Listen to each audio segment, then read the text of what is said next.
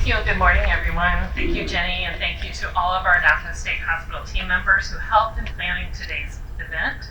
I also want to express my sincere appreciation to Executive Director Andy Imparato and the team at Disability Rights California for organizing this important Remembrance Day ceremony.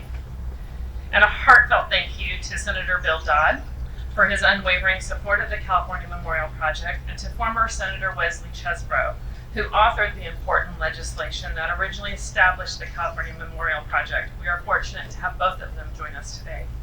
It is because of the California Memorial Project that we have this beautiful memorial behind us. Remembrance Day, as Executive Director Imparato shared, is about actively honoring and restoring dignity to all of the individuals with mental health and developmental disabilities who lived and passed away and were often buried in unmarked graves at our California institutions, including here at Napa State Hospital. Thanks to the efforts of the California Memorial Project, many of their names are now known, and those who lived and died at Napa State Hospital are inscribed on the memorial behind us. But we must also sadly acknowledge the few whose names were lost to us forever. Remembrance Day and the memorial behind us are about remembering the history, and these individuals were a part of and about acknowledging their experiences before passing while in the care of the state of California. Each individual was someone's child. They had parents.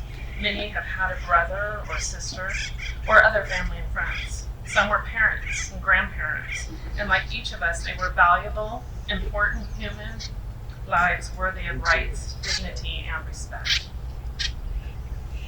For some historical context, it's worth noting that institutions like this one were first built in the mid to late 1800s. They were called asylums, originally envisioned as places of refuge, sanctuaries to offer patients a calming environment, fresh air, exercise, and jobs that supported the operation of these institutions, all in the spirit of treatment. But over time, across the nation, asylums filled up. They became overcrowded with limited resources to meet the need, and turning into custodial institutions far from their original vision and more like warehouses for those unjustly labeled as unwanted. It is this tragic institutional history that we must never forget. I echo what Governor Gavin Newsom said when he last visited Napa State Hospital in March of 2022.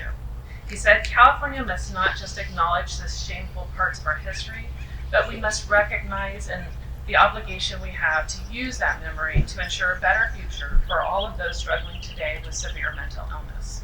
And we do that at the Department of State Hospitals by making sure today's patients each receive, as the governor stated, the unique, individualized, and appropriate care they deserve with dignity and respect.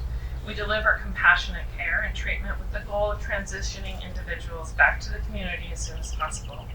Today is about remembering the lives of those buried here in the field behind me now. Their largely lost history is not to be ignored at this location. This beautiful memorial is here to inspire us all to make our work important and meaningful, because every person we treat here is important and meaningful.